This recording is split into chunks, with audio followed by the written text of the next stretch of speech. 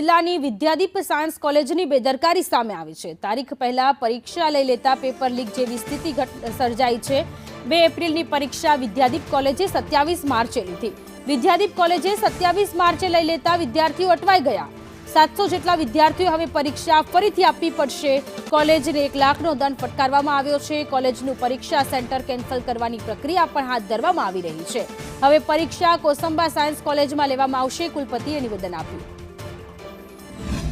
સુરત જિલ્લામાં કીમ ખાતે આવેલી વિદ્યાદીપ સાયન્સ કોલેજની ગંભીર બેદરકારીના કારણે 700 વિદ્યાર્થીઓને ફરી પરીક્ષા આપવાની નોબત સામે આવી છે। તારીખ પહેલા જે પરીક્ષા લીધી છે જેને લઈને અનેક સવાલો જવાબ ઉઠી રહ્યા છે। ત્યારે વીર નર્મદ દક્ષિણ ગુજરાતના યુનિવર્સિટીના વાઇસ ચાન્સલર કિશોરજી ચાવડા છે, તેમની સાથે વાત કરીશું। સાહેબ, કઈ રીતના આખી ગંભીર બેદરકારી સામે આવી છે કોલેજની? આપણી વીર નર્મદ દક્ષિણ ગુજરાત યુનિવર્સિટીની આ માર્ચ એપ્રિલ મેની યુનિવર્સિટી પરીક્ષા ચાલી રહી છે, જેમાં માઇક્રોબાયોલોજીના બીએસસીના વિદ્યાર્થીના ટીવાયના વિદ્યાર્થીઓ જે હતા તેના આ સેન્ટર પર કુલ 7 વિદ્યાર્થી છે। યુનિવર્સિટીના કુલ 27 કેન્દ્રો છે। કુલ 700 જેટલા વિદ્યાર્થીઓએ આ વિષયની પરીક્ષા આપી હતી।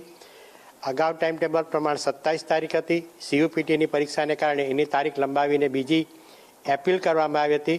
કોલેજની બેદરકારીથી એ 27 તારીખે પરીક્ષા લઈ લીધી હતી અને બાકીની બધી પરીક્ષાઓ જે છે એ એના નિયમ અનુસાર 2 તારીખે લેવામાં આવી હતી। પરંતુ આ એક વખત ખુલી જવાથી આ 700 વિદ્યાર્થીની યુનિવર્સિટી પરીક્ષા પુનઃ 19 તારીખે આયોજન કરવામાં આવ્યું છે।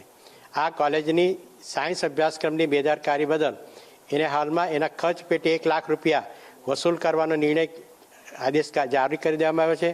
એનાથી વધારે રકમ માટે યુનિવર્સિટી સત્તામંડળમાં એની બાબત મૂકવામાં આવી છે અને આ જે વિદ્યાર્થીઓ જે છે આ 19 તારીખે ત્યારે વિદ્યાદીપનું એ સેન્ટર રદ કરીને કોસંબા સાયન્સ કોલેજની અંદર ફાળવવામાં આવ્યું છે અને આગામી જે પરીક્ષાઓ જે છે યુનિવર્સિટી તે પરીક્ષાર્થીઓને પણ એ વિદ્યાદીપ સેન્ટરને બદલે સુરતના અન્ય સેન્ટરો ફાળવવાની કાર્યવાહી શરૂ કરવામાં આવી છે। પણ કોલેજે આ પરિપત્રને બેદરકારીપૂર્વક ન ધ્યાને લેતા એ પરીક્ષા લેતી હતી। એની બેદરકારી બદલ એને 1 લાખ રૂપિયાનો હાલમાં ખર્ચ વસૂલ કરવાનો અને હાલમાં એ વિદ્યાર્થીઓનું પરીક્ષાનું સેન્ટર રદ કરવાનો નિર્ણય કરવામાં આવ્યો છે।